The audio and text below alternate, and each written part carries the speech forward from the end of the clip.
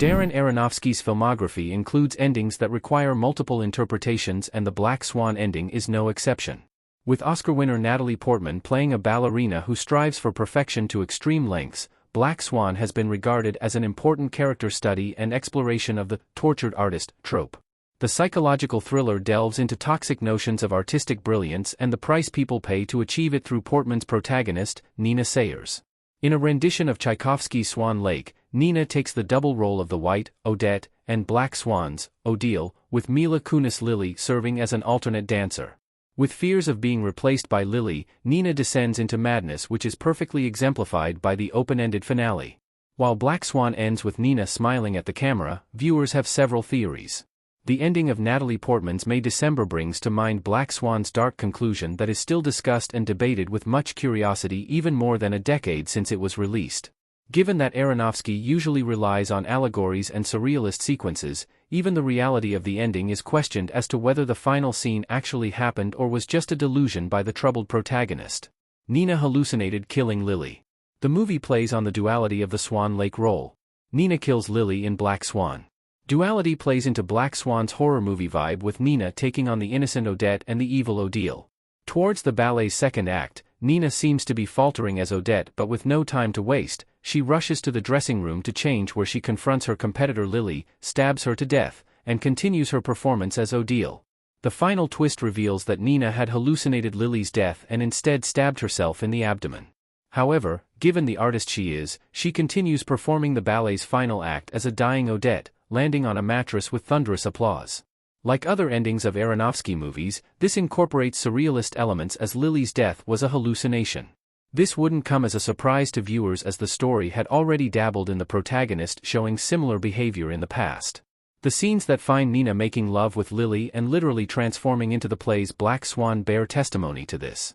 The fact that Lily transformed into Nina's doppelganger when the protagonist was stabbing her also adds to the screenplay's metaphorical overtones. The moment is further foreshadowed by the earlier scenes also revealing scratch marks on Nina's back after her hallucinations showed a pattern of self-harm. Nina probably dies in the end of Black Swan. Aronofsky often leaves the fates of his characters ambiguous. Nina Sayers, Natalie Portman, looking in a broken mirror in Black Swan.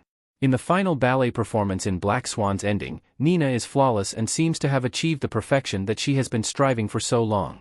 However, given that her abdomen wound was still open and bleeding, she most likely succumbed to the bleeding as she fell through the air and landed on the mattress.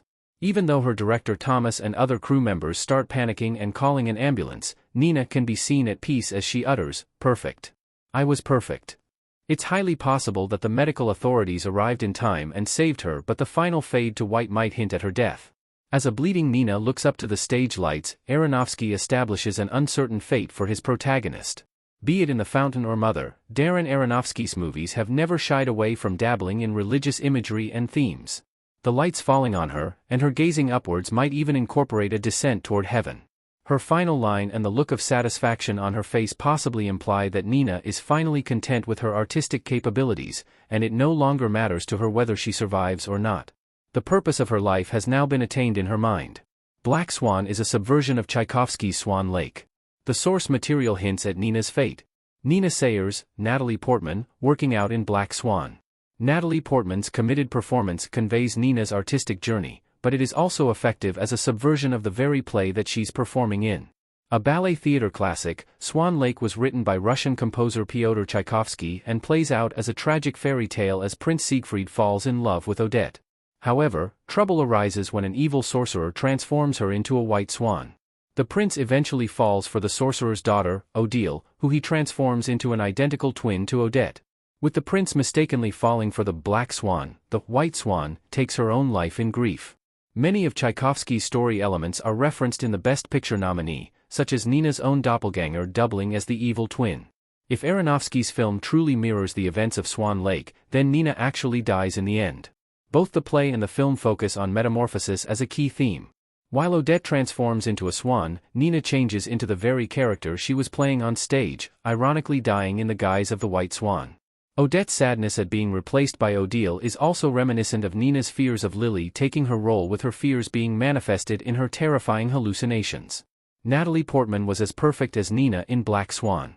Portman's commitment to the role was necessary to play Nina. Nina Sayers, Natalie Portman, on stage dressed as the Black Swan in Black Swan. When it comes to Natalie Portman, she put everything she had into playing the role of Nina in Black Swan, and drove herself to the edge, similar to the character she played on the screen. In the movie, Nina wanted to prove she could play the Black Swan and White Swan equally, and she pushed herself to the limit of sanity to prove she was right for the role. Portman never drove herself to the brink of sanity to play Nina, but she did push herself hard enough to almost break. While trained in dance as a child, she said she worked 2 hours a day for 6 months to get into shape for the role of a world-class ballet dancer, via Collider.